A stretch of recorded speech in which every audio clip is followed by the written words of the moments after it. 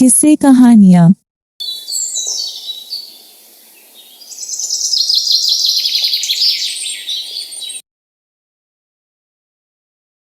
एक बार की बात है। शिवपुर नामक एक गांव में एक सेठ रहता था जिसका नाम प्रताप सिंह था। उसके घर में बिरजू नाम का एक नौकर काम किया करता था। बिरजू बहुत ही भोला भाला लड़का था। वह सारा दिन सेठ के घर में काम किया करता था, फिर सेठ के खेतों में भी काम किया करता था और रात होते ही हर रोज सेठ के पैर दबाया करता था। अगर बिरजू से जाने अनजाने में भी कोई गलती हो जाती तो सेठ उसे बहुत मारता था। सारे दिन में बिरजू को सिर्फ एक बार ही खाना मिलता था। वह बहुत मुश्किल से सेठ के घर दिन निकाल रहा था। एक तरह वह एक जेल में ही कैद था। बहुत दुख भरा जीवन वह बिता रहा था। अब तो वह यही चाहता था कि कैसे भी उसे इस नर्क भरी जिंदगी से छुटकारा मिल जाए। ना तो उसकी कोई कमाई हो रही थी और ना ही अच्छे से खाने को रोटी मिल पा रही थी। एक दिन जब वह बहुत ज्यादा परेशान हो गया तो उसने सोचा, इतने अत्याचार और दुख भोगने से अच्छा है कि मैं यहाँ से भाग ही जाऊं। फिर एक दिन वह थक हार कर रात को अंधेरे में वहां से भाग निकला। वह 2 दिन 2 रात बिना रुके वहां से चलता ही गया। उसके मन में डर भी था कि अगर सेठ जी को पता चल गया तो वह मुझे फिर से मार मारेंगे और पीटेंगे। इसलिए बिरजू ने सांस तक नहीं ली और चलता ही गया, चलता ही गया। फिर एक रात वह एक गांव जिसका नाम कनकपुर था वहां जा पहुंचा। उसने देखा वहां एक जगह बहुत सारे लोग खड़े हुए थे। जब बिरजू ने पास जाकर देखा तो वहां कोई बारात ठहरी हुई थी। उसने सोचा, क्यों ना मैं भी बारातियों में शामिल हो जाऊं। चलो, कुछ खाने को तो मिलेगा। 2 दिन हो गए कुछ नहीं खाया है, अभी बहुत भूख लगी है। यह सोचते हुए वो बारात में शामिल हो गया। जैसे ही वह बारात में शामिल हुआ तो उसने देखा एक नौजवान लड़का बेहोश हुए नीचे गिरा हुआ था। एक तो बिरजू पहले ही बहुत भोला भाला था। बिरजू उसे देखकर घबरा गया।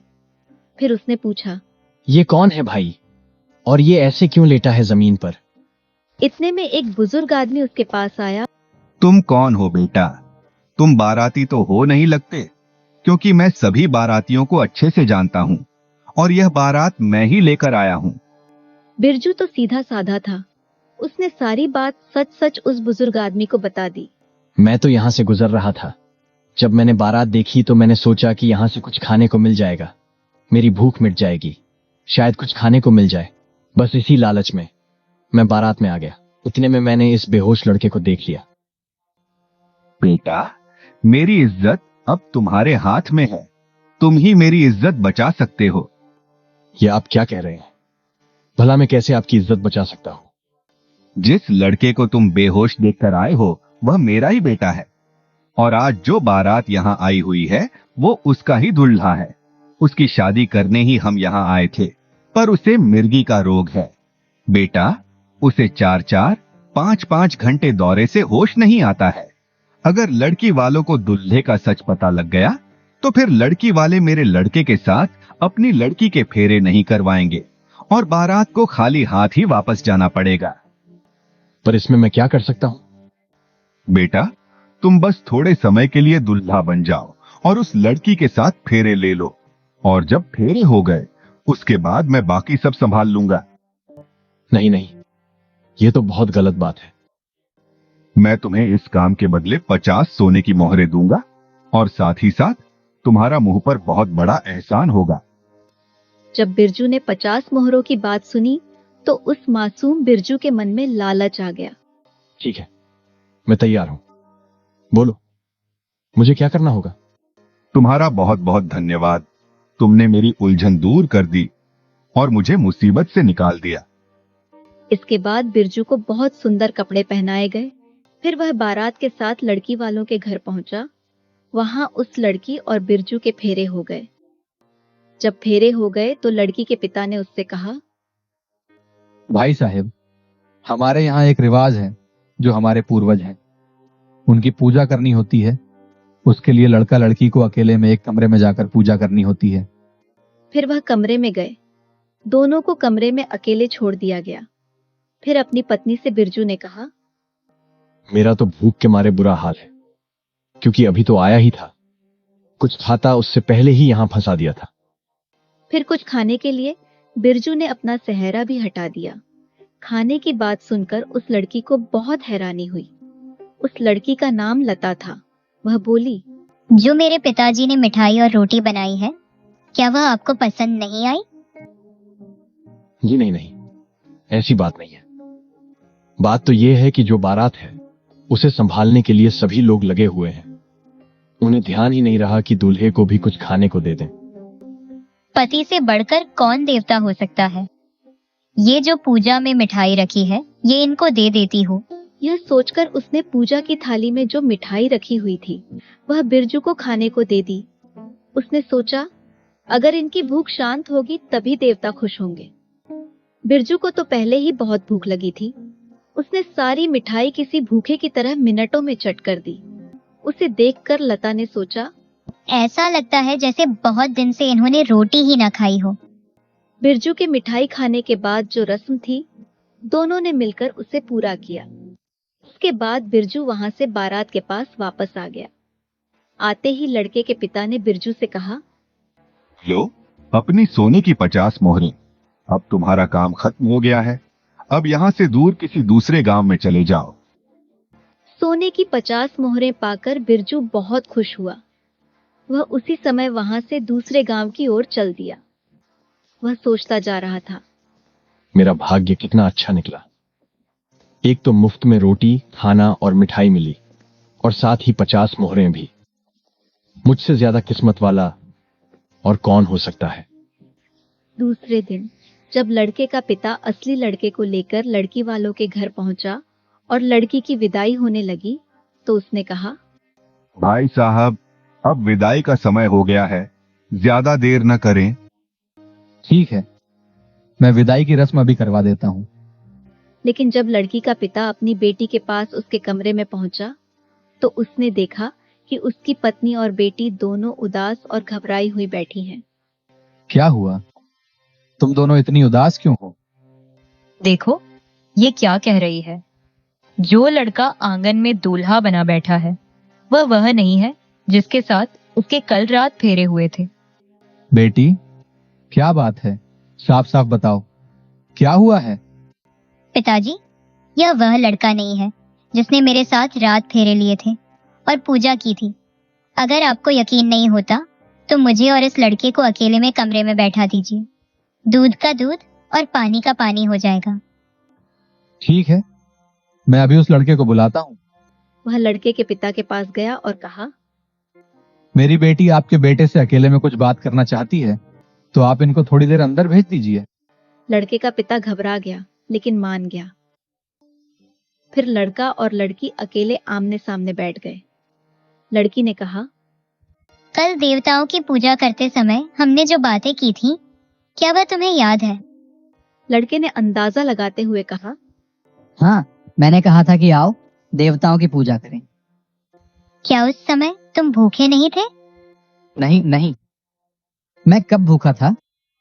मेरी बारात ने जब खाना खाया था तब मैंने भी पेट भरकर खाना खाया था। मैंने तो अच्छे से खाना खाया था। यह सुनकर लड़की को यकीन हो गया कि यह लड़का वह नहीं है जिसके साथ उसने फेरे लिए थे। वह तेजी से कमरे से बाहर भागी और अपने पिता से जाकर बोली, पिताजी, यह वह लड़का नहीं है जिसने कल रात मेरे साथ फेरे लिए थे। लड़की का पिता गुस्से में बोला, आप लोगों ने हमारे साथ बहुत बड़ा धोखा किया है। बताइए, वह लड़का कहाँ है जिसने फेरे लिए थे? लड़के का पिता घबरा गया और लड़का भी डर गया, जिससे उसे फिर से मिर्गी का दौरा पड़ गया और वह वहीं गिर गया, जिससे धीरे धीरे सारा सच सामने आ गया। लड़के के पिता ने कबूल किया कि असली दूल्हा बीमार था, इसलिए रात को किसी और को दूल्हा बनाकर भेजा गया था। लड़की का पिता और ज्यादा गुस्से में आ गया और बोला, अब यह शादी कभी नहीं होगी। जाओ, अपनी बारात यहाँ से ले जाओ, नहीं तो मारपीट हो जाएगी। लड़के का पिता मजबूरी में बारात लेकर वहां से चला गया। दूसरी तरफ जब बिरजू उस गांव से जा रहा था तो रास्ते में एक जंगल आया। जंगल में पहुंचने पर बिरजू को एक कुटिया दिखाई दी। वो कुटिया एक साधु का आश्रम था। प्रणाम साधु महाराज। तुम कौन हो? अपने बारे में बताओ और यहाँ क्या कर रहे हो? बिरजू ने अपनी सारी राम कहानी उस साधु महाराज को सुनाई। साधु महाराज ने जब सारी कहानी सुनी तो वह भी बिरजू के भोलेपन पर हैरान हो गया। उसे बिरजू पर बहुत दया आई। इतना भोला लड़का इस कलयुग में। ठीक है, तुम यहाँ रह सकते हो। उसके बाद वो वहीं पर रहने लग गया। वो आश्रम के सारे काम करता। जैसे जैसे समय गुजरता गया, अब वो पहले वाला बिरजू नहीं रहा था। वह बहुत चतुर, चालाक और बलशाली हो गया था। जब साधु महाराज ने देखा कि बिरजू अब बिल्कुल तैयार है, तो साधु महाराज ने एक दिन बिरजू से कहा, अब वह समय आ चुका है। तुम्हारी जो घरवाली है उसके साथ अब तुम अपना जीवन बिताओ। वह तो तभी दूसरे लड़के के साथ विदा हो गई थी। उसका तो किसी दूसरे के साथ विवाह हो गया था। नहीं, वह लड़की उस दिन बारात के साथ नहीं गई, बल्कि अब तक तुम्हारा ही इंतजार कर रही है। और आज के इस मुश्किल समय में उसे सबसे ज्यादा तुम्हारी जरूरत है। कैसे महाराज? मैं कुछ समझा नहीं। वो जो लड़की है वो बहुत कष्ट में है। उसके ऊपर और उसके परिवार पर एक और दुखों का पहाड़ टूट गया है। दूसरा कौन सा गुरुजी? बात यह है कि जब लता की शादी थी तो उसके पिता ने एक सेठ के पास अपना खेत गिरवी रखा था और उससे कुछ पैसे उधार लिए थे। फिर जब लता के पिता ने पैसे वापस करने के लिए खेत और घर के कागज वापस मांगे तो सेठ ने देने से इनकार कर दिया। उन्हें पंचायत में बात करनी चाहिए थी। यह तो कोई बात ना हुई। जब वह पैसे लेने गया था तभी सेठ ने चालाकी के साथ खाली कागज पर ही हस्ताक्षर करवा लिए थे। यह तो बहुत बड़ा अन्याय हो गया उनके साथ। उनका घर और खेत छीनकर सेठ ने उन पर बहुत बड़ा जुल्म किया है। मैं अभी इसी समय उनके गांव में जाकर उस परिवार की मदद करता हूँ। बिरजू ने साधु महाराज से आज्ञा ली और वापस मालपुर गांव की ओर चल दिया। वहां पहुंचकर उसने देखा कि लड़की का परिवार एक बाग में डेरा जमाए हुए है। उनकी इतनी बुरी हालत देखकर वह सोचने लगा, घर बार होते हुए भी, सब कुछ पास होते हुए भी इनको बेघर होकर रहना पड़ रहा है। जब वह बाग में पहुंचा तो सबसे पहले उस लड़की की नजर उस पर पड़ी। वो सोचने लगी, ये कहीं देखा देखा सा लग रहा है, जैसे पहले भी कहीं मिल चुका है। अरे ये तो वही है जिसने मेरे साथ फेरे लिए थे और पूजा की थी। क्या तुम मेरे एक सवाल का जवाब दोगे? हाँ, बताओ, क्या सवाल है? अगर किसी दूल्हे को देवताओं की पूजा करते समय भूख लग जाए तो लड़की को क्या करना चाहिए? जो पूजा की थाली में भोजन रखा हो उसमें से ही अपने पति को खिला देना चाहिए। तुम वही हो ना?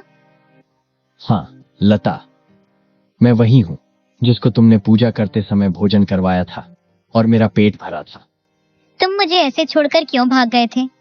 मेरे साथ फेरे भी लिए, पर जो तुम्हारा फर्ज था वो नहीं निभाया तुमने। उसे ही निभाने में यहाँ वापस आया हूँ। फिर लता ने बिरजू को अपने माता पिता से मिलवाया और बताया, माँ पिताजी, ये वही है जिस लड़के के साथ मेरे फेरे हुए थे। बिरजू भी उनको देखकर बहुत खुश हुआ और वह परिवार भी उसे देखकर बहुत खुश हुआ। बिरजू ने सब आपबीती उनको बताई। फिर उस परिवार ने भी अपनी कहानी बताई कि कैसे सेठ ने उनके साथ धोखा किया और झूठ बोलकर उनकी जमीन और घर-बार ले गया। पिताजी, अब आपको घबराने की जरूरत नहीं है। आप लोग दुखी ना हो।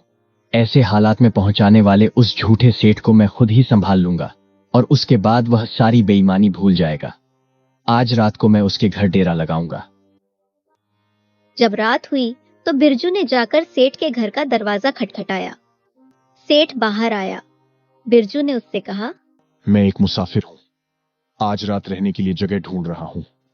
क्या मुझे यहाँ रहने के लिए जगह मिल सकती है? बिरजू की बात सुनकर सेठ सोचने लगा, इसको यहाँ रख लेता हूँ और इससे अच्छा किराया वसूल करूंगा। ठीक है, आ जाओ, पर तुम्हें 10 सोने की मोहरें मुझे किराए के रूप में देनी पड़ेंगी। आपका बहुत बहुत धन्यवाद मुझे जगह देने के लिए, और मैं सुबह होते ही आपको 10 सोने की मोहरें देकर फिर ही यहाँ से जाऊंगा। उसके बाद सेठ ने बिरजू को एक कमरा दिखाया और उसे वहां छोड़कर खुद अपनी पत्नी के पास चला गया। जब वह अपनी पत्नी के पास पहुंचा तो उसकी पत्नी बोली, जी, आप किसको उठा लाए? ऐसे थोड़ी न किसी को भी घर में लेकर आते हैं। कोई बात नहीं भाग्यवान, यह एक राहगीर है, रात निकाल लेने दो उसे, यह तो भलाई का काम है। हम कौन से इसको जानते समझते हैं? अगर कोई ठग या चोर हुआ तो हमारे सोते समय सारा कुछ उठाकर भाग जाएगा, तो फिर हमारा क्या होगा? बात तो तुम्हारी सही है भाग्यवान, पर हमें अब क्या करना चाहिए? मैंने तो इस बात के बारे में सोचा ही नहीं था। यह तो आप सोचो, आपको क्या करना चाहिए। तुम आज इसी कमरे में सो जाओ, मैं आज वहीं सो जाता हूं जहां वह ठहरा हुआ है। मैं उसके पास होकर उस पर नजर रखूंगा और तुम इस कमरे में उसकी निगरानी रखना। हाँ, यह बात मुझे ठीक लगी, पर हमें साथ ही साथ यह तरकीब भी सोचनी चाहिए कि जिससे हम सारी रात जागते रहे और उसे रात में चोरी करने का कोई मौका ही ना मिले। तुम ही कोई तरकीब सोचो, तब तक मैं उसके पास सोने का प्रबंध करता हूं। यह बात बोलकर सेठ उस लड़के के कमरे में चला गया जहां वह बैठा था। इतने में सेठानी भी सेठ के पीछे पीछे उसी कमरे में आ गई। सेठानी बिरजू से बोली, क्या तुम हमें कोई कहानी सुना सकते हो? अगर तुम हमें कहानी सुनाओगे तो रात जल्दी बीत जाएगी। आप लोग भी सो जाओ और मैं भी सो जाता हूं। कहानी सुनाने का अब समय नहीं है, मैं तो पहले ही बहुत थका हुआ हूं। वैसे कहानी सुनानी मुझे अच्छे से आती है, मैं कहानी बहुत अच्छे से सुनाता हूं, पर अभी आप लोग सो जाओ और मुझे भी सोने दो।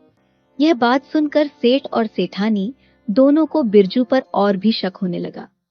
यह बार बार सोने की ही बातें किए जा रहा है, कहानी सुनाने से मना किए जा रहा है। जरूर यह कोई ठग या चोर है, तभी यह हमें जल्दी सोने को बोल रहा है। मुझे तो कहानी सुनने की आदत है, जल्दी से मुझे कोई अच्छी सी कहानी सुनाओ। अगर आप लोग ज्यादा जिद कर रहे हैं तो कोई बात नहीं, मैं आपको एक कहानी सुना देता हूं। एक राजा था, वह बहुत घमंडी था। उसकी एक रानी थी, वह भी बहुत घमंडी थी, उसके जैसी ही थी। कहानी को बीच में ही छोड़कर बिरजू चुप हो गया और कुछ सोचने लगा। बिरजू को गहरी सोच में डूबा हुआ देखकर सेठानी बोली, बेटा, क्या बात हो गई? कौन सी सोच में डूब गए तुम? मुझे कहानी से एक बात याद आ गई, मैं बहुत बड़ी गलती कर बैठा। अब सेठ जी, आपसे क्या छुपाना, मैं एक राजा के पास नौकरी करता था और मैंने उस नौकरी को छोड़कर अपने गांव वापस आ रहा था। और जब मैंने नौकरी छोड़ी तो राजा ने मुझे 5 सोने की मोहरों की थैलियां दी थी। तो सोचा कि इस गांव में मुझे रात निकालनी है, तो मैं इन थैलियों को साथ में कहां लेकर घूमता रहूंगा। इसीलिए मैंने इस गांव के बाहर जो नदी है उसके किनारे के पास में 5 की 5 थैलियां दबा दी थी। नदी में कहां? नदी के किनारे जो एक सूखा पेड़ है उसी के नीचे मैंने अपनी थैलियां दबा दी थी। पर अब मुझे इस बात पर अफसोस हो रहा है कि अगर मुझे आप जैसे ईमानदार लोगों के घर पर रात गुजारनी थी तो मेरी थैलियां यहां पर और भी ज्यादा सुरक्षित हो जाती। पर वहां पर तो फिर भी डर की बात है कि कहीं कोई चुरा ना ले। क्यों ना मैं उस नदी के पास जाकर इस मूर्ख की 5 थैलियां निकाल लाऊं और लाकर अपनी तिजोरी में रख लूं। इस पागल लड़के को क्या ही पता चलेगा। यह सोचते सोचते सेठ ने सेठानी को गुस्से से कहा, सेठानी जी, मेहमान को ज्यादा परेशान नहीं करना चाहिए, जाओ जाकर अपने कमरे में सो जाओ। सेठानी भी समझ गई कि सेठ के दिमाग में क्या चल रहा है। वह उसी समय उठकर अपने कमरे में चली गई। अपने कमरे में जाकर अपने बिस्तर पर लेट गई और सोचने लगी, जब यह लड़का सो जाए तो मैं वहां जाऊंगी। अगर सेठ जी नहीं जाएंगे तो मैं खुद 5 थैलियां निकाल लाऊंगी। उधर सेठ और बिरजू भी अपने अपने बिस्तर पर लेटे थे। सेठ यही सोचे जा रहा था, यह लड़का कब सोए और कब मैं यहाँ से जाऊं और कब मैं अपना काम शुरू करूं। थोड़ी देर के बाद बिरजू सो गया। वाह, क्या बात है, लड़का सो गया, बात बनी। अब मुझे जल्द से जल्द जाकर पेड़ के नीचे से मोहरे निकाल लेनी चाहिए। वो सेठ जल्दी से उठा और उस नदी के पास पहुंचा जहां बिरजू ने थैलियां दबाई थीं। इधर जब सेठानी की आंख खुली तो उसने देखा, लगता है इसको नींद आ गई है, पर लगता है सेठ जी जरूर थैलियों को ढूंढने के लिए गए हुए हैं। मुझे भी उनकी मदद करनी चाहिए। अभी तो यह सो रहा है, इसके जागने से पहले सोने की चारों थैलियां उठा लाऊंगी। बस इसी लालच में सेठानी भी सेठ के पीछे पीछे उस नदी की ओर चल पड़ी। इधर बिरजू तो जाग रहा था, बस वह सोने का ड्रामा कर रहा था।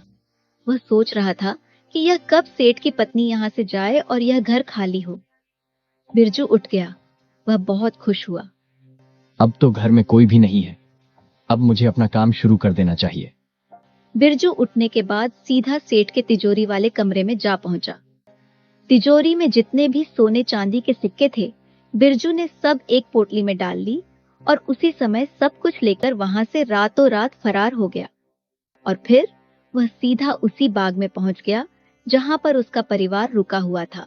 इधर जब सेठ और सेठानी घर वापस आए तो देखकर हैरान रह गए और रोने लगे। हे भगवान, हम तो लुट गए, बर्बाद हो गए। हम लालच में आकर अपना सब कुछ खो बैठे। तिजोरी की हालत देख वो समझ गए कि आज हम किसी और लुटेरे का शिकार बन गए हैं।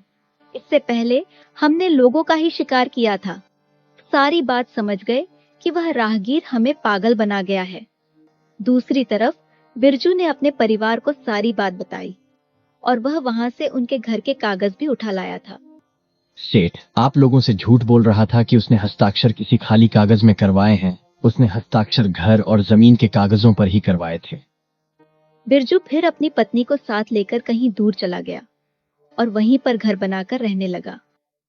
लता का परिवार भी बिरजू से बहुत खुश था, क्योंकि बर्बाद हुए लोग उसने फिर से बसा दिए थे। दोस्तों, अगर आपको वीडियो पसंद आया हो तो लाइक और शेयर जरूर करें। चैनल को सब्सक्राइब करना ना भूलें और बेल आइकन दबाएं ताकि आप हमारी हर नई कहानी सबसे पहले देख सकें। मिलते हैं अगली मजेदार कहानी में।